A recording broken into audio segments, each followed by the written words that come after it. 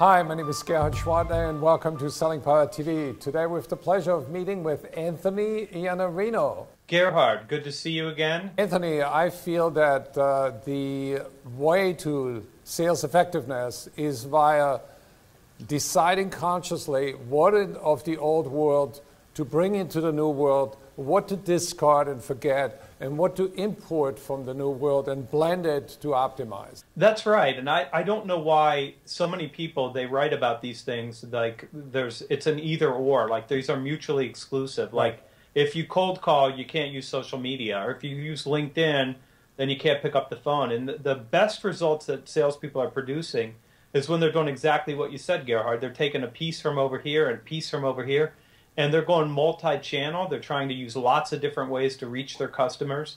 They're trying to find lots of different ways to communicate value, and that's where they're producing better results.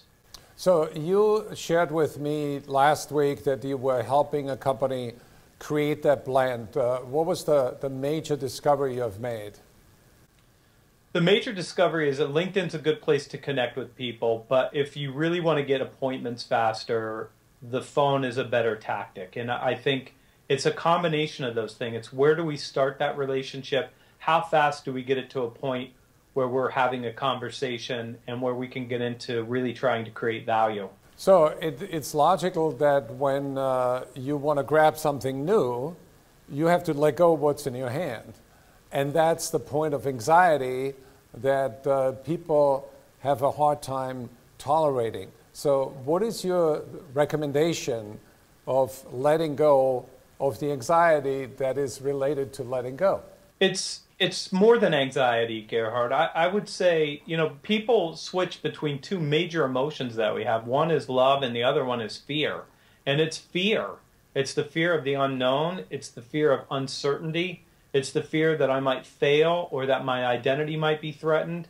And if you're going to move forward, you have to be willing to step into that fear and step through that fear and decide to take a new action. And really the only thing that works for overcoming fears, you can't think your way through it, you can't talk your way through it, you just have to act your way through it. You have to take that first step. So if you're afraid of picking up the phone and making that call, the only thing that cures that is actually taking action and doing that. And if you have a difficult client conversation, I would never say don't prepare. Certainly write down your talking points, make sure you know what you want to say and how you're going to be compelling and convincing.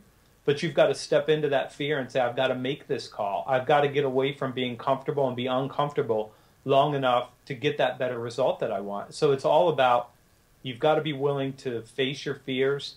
You've got to be willing to face that change and step into it. So you want to feel comfortable with being uncomfortable. And that reminds me, over your left shoulder, there is a book from Andy Grove. And he came up with the concept that only the paranoid survive. How do you apply that concept?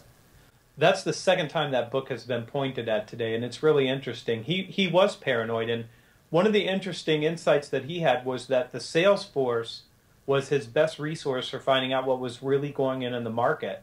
Those were the people that had the most insight, and what he was afraid of is that there would be no insight. He wouldn't know, so he spent a lot of time actually talking to his sales force, which he believed was the closest point of contact with his customers, rightfully so.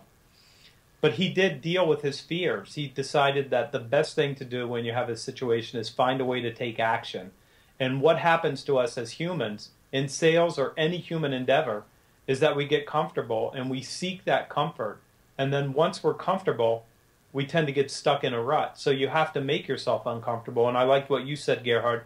Be comfortable being uncomfortable, because that's where your growth is going to come from. It's when you're doing something new and you're testing yourself and you're going further than you've gone before. You are sitting in front of a wall of books. How relevant are books today to help you in the future? Books are more important now than they've ever been. And I would say, and I know you know this, because you're one of the most well-read and thoughtful people I know. I mean, the world is changing faster, and the world is changing in a way that's more disruptive than it's ever been. And if you're not reading and you're not learning, as human knowledge is doubling every 5 years, then you're falling behind. So it's your obligation to keep up and read not only sales books. If you're listening to this and you're a Selling Power subscriber, you read the magazine, you read the books that are in Selling Power, But you've got to read nonfiction books. You've got to read about what's going on in the world. You've got to start understanding what's going on around you and how you can use what you're reading to change. I think it's critical. These are the books that I have physically. I have more books than this on my Kindle. And like you, Gerhard, I'm always reading something, trying to get some new knowledge that I can use to gain an edge or gain some insight that I can put to work in what I do. You cannot design a good strategy if you haven't read enough about the environment that we find ourselves in, because everybody wants to know what is next, and everybody wants to get there sooner. A half hour of reading a day is a total game changer. You can get through a book in a couple weeks. You can get insights that will change you personally and professionally for an investment of a half hour a day. It's an easy trade-off to make to have the success that you should have. Well, Anthony, I want to thank you for your time. Thank you, G.